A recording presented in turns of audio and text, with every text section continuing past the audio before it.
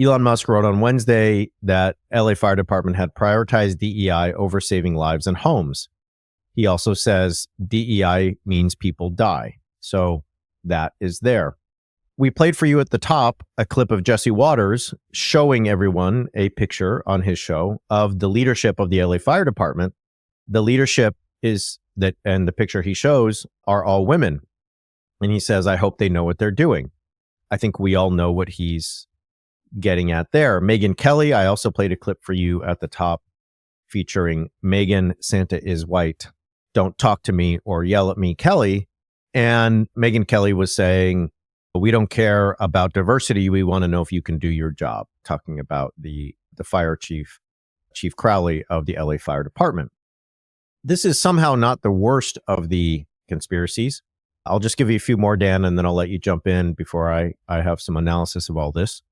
Stu Peters claimed that in some fire-struck areas, none of the bushes and trees were disturbed at all and the lawns are still green, adding the government wants to kill you and then they want to steal your land. This is from Mother Jones in a piece by Anna Merlin.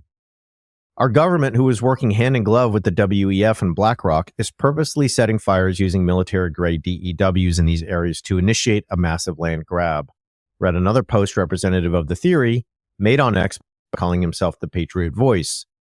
It's a verified account, and it has been viewed 180,000 times. Others claimed that DEI initiatives, going back to Musk and Trump, were really the reason that the fires were out of control. Chaya Raichik of Libs of TikTok just tweeted endlessly about LA Fire Department Chief Kristen Crowley, who is a woman, is lesbian, and so on, and thus that means that she's a DEI hire, and thus that means that she doesn't know what she's doing. That's what Libs of TikTok has said. As with a lot of other conspiracy theorists, Merlin writes, the particular line of attack has been repeated by more mainstream sources. So we had Megyn Kelly, who I just mentioned. We had Jesse Waters, who I've talked about. There's blogger Beth Brelja, who objected to the fact that the LA Fire Department strategic plan didn't use the word hydrant, but talked about diversity and sustainability. InfoWar, there's others, Donald Trump Jr., whatever. One of the things that I just want to highlight today, Dan, and then I'll throw it to you, is that what we're seeing in response to the LA fires is, I think, two modes of reaction that are actually related. One is conspiracy theory. The government wants your land, the government setting the fires, and so on. The other is to claim that diversity and DEI initiatives are to blame rather than climate change. That climate change is never the thing that's brought up here. James Woods said on TV that Governor Newsom should face a tribunal because he doesn't know what he's doing. Nobody mentioned climate change. Trump and others are saying it's Newsom's fault. But the right is fixated on the fact that the leader of the LA Fire Department is a lesbian. And so we have conspiracy theory, we have DEI, and I want to come back to this. Those things in my mind are related. When the reactions are those two sort of twin towers, they are related. I'll just throw one more thing in there, and that is that there are actually there's many celebrities who've lost their homes in these fires. Billy Crystal, Mel Gibson, Paris Hilton, people like that.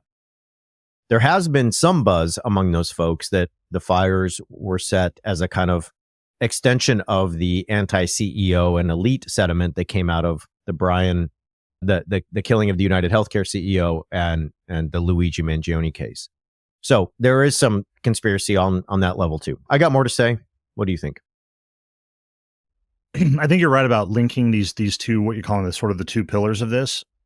I want to highlight, I know I highlight this every time we have these DEI conversations, but when you get somebody who says, like, I hope they know what they're doing, and like that's the only caption, let's bring Uncle Ron into it. I feel like we haven't talked about Uncle Ron in a while. And let's imagine that you and Uncle Ron are talking and you're like, oh, Uncle Ron's a dog. What? I'm just saying, I hope that I want the best for everybody. I hope they can do their jobs. Like, don't you want that for everybody? When you go to the doctor, don't you really hope they know what they're doing? And it's that way of deflecting from what the real issue is. The logic of this always is whenever they come up with a DEI, and you highlighted this, that's racial diversity. Whenever you hear that language of, well, I value competence over diversity, or the ability to do your job over your diversity, or we don't need diversity, we need just hiring the best person. Notice the opposition that is always presupposed there, that the best person is not a so-called diversity candidate. That if your fire chief is a lesbian, she must not be the best person or most qualified for the job because she's not a straight person and she's not a man. So I think that's the one piece of it that I think does tie in with the conspiracism, both the what I think is the existing discourse to try to reinstate a kind of white supremacist structure within the U.S., but also the conspiracy that what people on the left are really about, and nobody can ever explain to me like why people on the left would want this. They're all about like weakening America or being mean to white people or whatever. Nobody can ever, and I guess the land grab piece maybe is why like you want LA to burn so you can swoop in and get the land or whatever.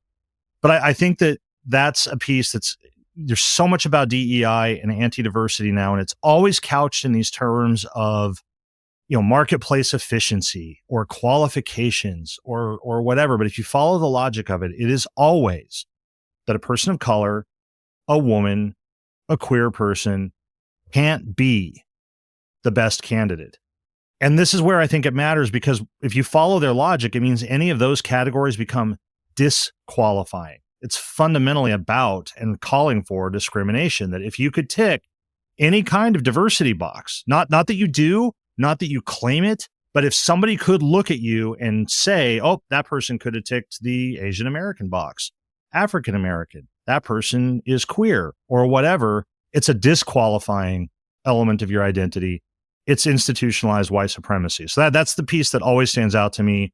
And I think that's why the DEI stuff becomes this specter. It's probably like no matter what the issue is, where it is, what we're talking about. If you'd said a few months ago or a few years ago that they were going to blame the wildfires in California on diversity initiatives, people would be like, what are you talking about?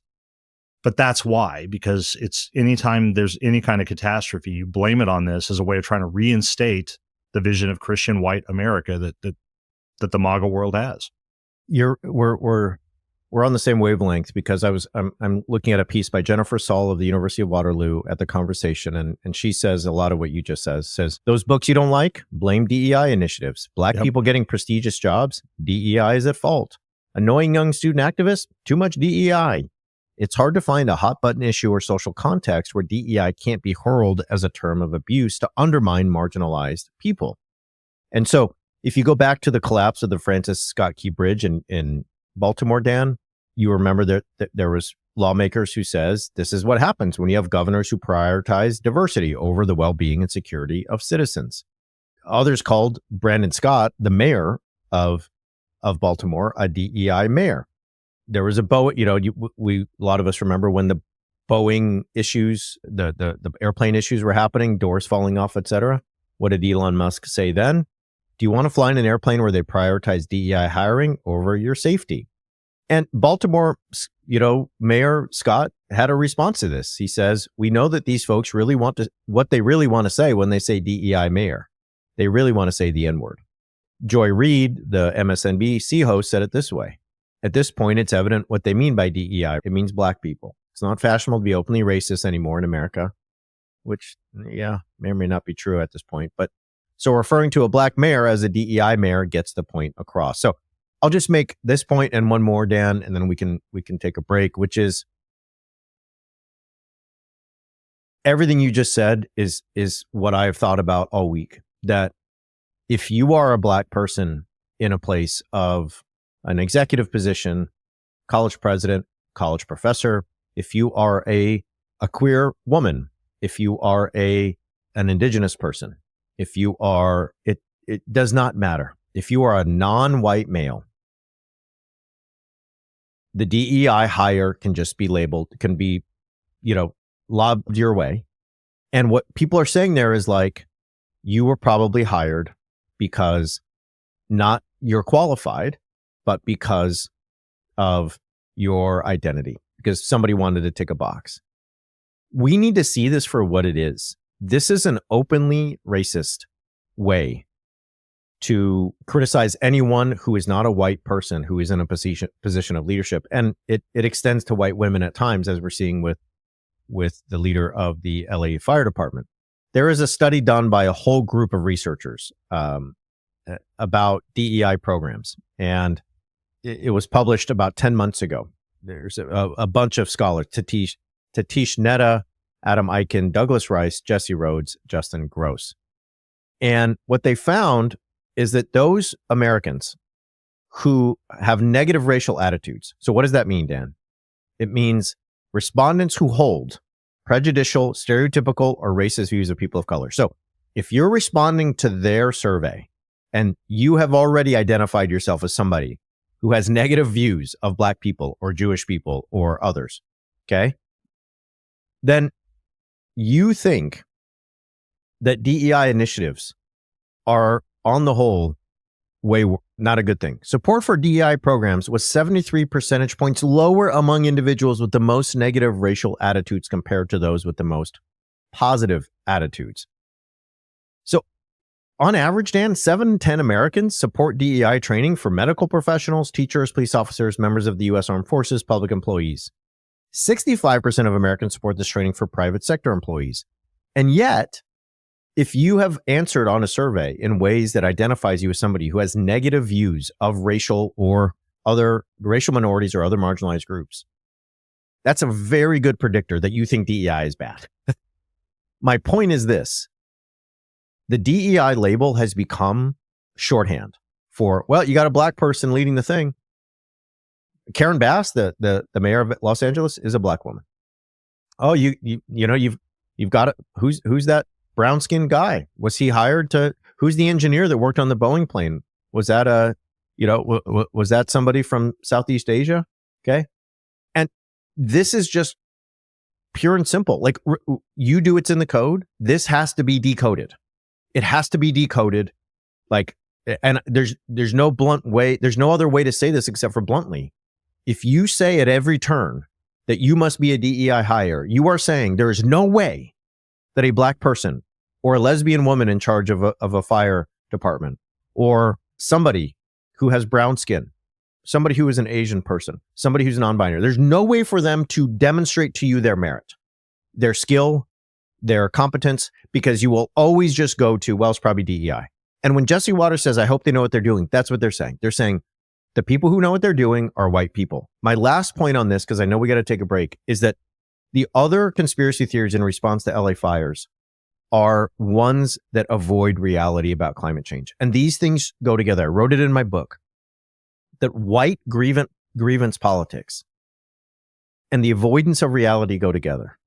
There's just this desire to not face the fact that our country is nearly majority minority, to not face the fact we have more women going to college than men, that there's just don't want to face the fact that when you send your kids to school in so many places across the country, it is not going to be a place that is homogeneous racially, that there are going to be a quarter of the folks who might identify as queer in some way and so on and so forth. But the other thing is the avoidance of climate change as the reaper of this tragedy and this disaster. James Woods is like, oh, it's Newsom, what an idiot. It is such a shortcut. It is such a nice shortcut to just think, oh, this is Gavin Newsom, who's an idiot and he can't fill a fire hydrant, rather than we are living in wide scale climate emergency. We are facing every couple of months Hurricane Helene, Hurricane Milton, California fires, Lahaina on Maui, a place that means a lot to my family, burned down. Like just 2 weeks ago, the Santa Cruz Pier, where like half an hour from my house, broke off. It's a shortcut. And I know I got to shut up. When you have people in charge like Trump and Musk and others who they give credence and authority to these responses, you end up in a place where if you think that enough climate disasters will cause the conspiracy theorists to be like, we were wrong. It just keeps happening. The fires, the droughts, the crazy hurricanes, the tornadoes. Asheville, North Carolina, we were wrong. It really is the climate. Things are bad and we should all work together to fix it. We're heading to a place where like that denial is going to get worse and you're going to be like in a place of really political outcast when you call it out as the next Trump administration comes. All right, I'm done. Give us your last thoughts and we'll go to a break. My last thought about that is I can remember a time back in, say the 90s when the climate denial on the right was, well, show us concrete examples, because it all felt very abstract. There were all these projections, but in concrete terms that regular people could experience a lot. There wasn't a lot of sort of experiential evidence yet, if I can use that term. And I think it's interesting how that has completely disappeared, because the concrete examples are all around us all the time. It is no longer difficult at all to be like, hey, look at all these things that are happening that are exactly what you would expect if climate change was real, and climate change is, in fact, the most logical explanation for all of this. That line has completely disappeared. And as you say, it's just deflection now. It's deflecting by appealing to other things, by talking about everything but climate change. And I think there's this sense where, people will know what this means. I think people have had this experience where something is like hyper present because of its absence. It's like the fact that they talk about everything but this. You're kind of like, the one really obvious thing that nobody's mentioning is like the most obvious explanation. And so I think that's another piece of it, that the DEI stuff, the conspiracism, it helps the white America cause. It also helps the climate denial cause. It's like a 1-2 punch and a really useful mechanism when you have these kinds of natural disasters and can deploy it in those contexts.